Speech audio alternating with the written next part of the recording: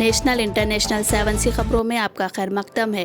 آئیے بڑھتے ہیں آج کے اہم خبروں کی جانب۔ اسرائیلی ٹینکوں کے غزہ میں داخل ہونے کی کوشش، حماس کی شدید مزاحمت۔ اسرائیلی ٹینک غزہ کے مضافات پر جمع ہو گئے اور چاروں جانب سے شہر میں داخل ہو کر کسی بڑے حملے کی کوشش کر رہے ہیں، تاہم حماس کے جانبازوں کی جانب سے سخت مزاحمت کا سامنا ہے۔ میڈیا کے مطابق اسرائیل نے غزہ میں بڑی کارروائیوں کی دھمکی کو عملی جامہ پہنانے کی کوشش کر دی۔ غزہ کا القدس ہاسپٹل خالی کرنے اسرائیل کی پھر دھمکی، فلسطینی شہریوں کو تحفظ فراہم کیا جائے، بائیڈن اور نیتن یاہو کی فون پر گفتگو۔ اقوام متحدہ کے 33 امدادی ٹرک رفح کراسنگ سے غزہ میں داخل ہو گئے۔ عرب میڈیا کے مطابق اقوام متحدہ کے ان امدادی ٹرکوں سے پانی، خوراک اور طبی سامان غزہ پہنچایا گیا۔ ایک دن کا بچہ بھی شہید، برتھ سے پہلے ڈیتھ سرٹیفکیٹ جاری۔ غزہ میں بمباری میں شہید شیرخواروں کی تصاویر نے انسانی ضمیر کو جھنجھوڑ کر رکھ دیا۔ اسرائیل کی جانب سے غزہ پر وحشیانہ بمباری کا سلسلہ جاری، اور حال ہی میں غزہ کے ترکش ہاسپٹل میں بمباری سے تباہی دیکھنے میں آئی۔ اتوار کو صہیونی افواج کی بمباری میں ایک دن کا بچہ بھی شہید ہو گیا۔ امریکہ کا اسرائیل یا غزہ میں فوج بھیجنے کا کوئی ارادہ نہیں۔ امریکی نائب صدر امریکہ کے نائب صدر کاملا ہیرس نے امریکی فوجی دستوں کی غزہ یا اسرائیل روانگی کو خارج از امکان قرار دے دیا۔ غزہ میں جنگ بندی، ہندوستان کے موقف پر سونیا گاندھی کی تنقید۔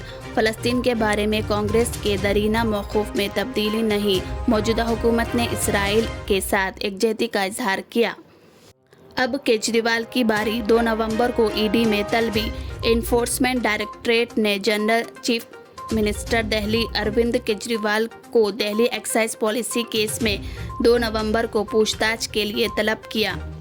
بنگلہ دیش میں پرتشدد احتجاج، اپوزیشن لیڈر فخر الاسلام گرفتار۔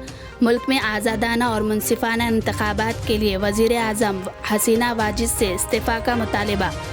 جوبلی ہلز سے اقلیتی قائد کو کانگریس کا ٹکٹ مجلس کو برداشت نہیں، سیکولر اور اقلیتی ووٹ تقسیم کرنے کی سازش، اسدالدین اویسی پر ریونت ریڈی کا الزام۔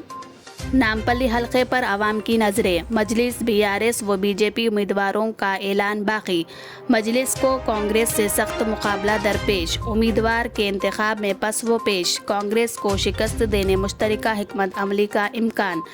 حیدرآباد کے اسمبلی حلقہ جات میں نامپلی سیاسی حلقوں اور عوام میں توجہ کا مرکز بن چکا ہے۔ یوں تو شہر کے دیگر اسمبلی حلقہ جات کی طرح اس حلقے میں بھی سہ رخی مقابلے کا امکان ہے، لیکن اس حلقے کی اہمیت اس اعتبار سے بڑھ چکی ہے کہ اس مرتبہ کانگریس نے مجلس کے اس گڑھ میں اپنا پرچم لہرانے کی تیاری کر لی ہے۔ کانگریس نے محمد فیروز خان کو پارٹی امیدوار کے طور پر میدان میں اتارا ہے۔ مجلس کا 25 اسمبلی حلقوں سے مقابلے کا امکان، سیکولر ووٹ کی تقسیم کا اندیشہ، بی جے پی فائدہ حاصل کرنے کوشاں، 40 اسمبلی حلقہ جات میں اقلیتی رائے دہندوں کا فیصلہ کن موقف۔ تلنگانہ اسمبلی انتخابات میں بی جے پی معلق اسمبلی کے انتظار میں ہے تاکہ تشکیل حکومت میں باشگر کا رول ادا کیا جائے۔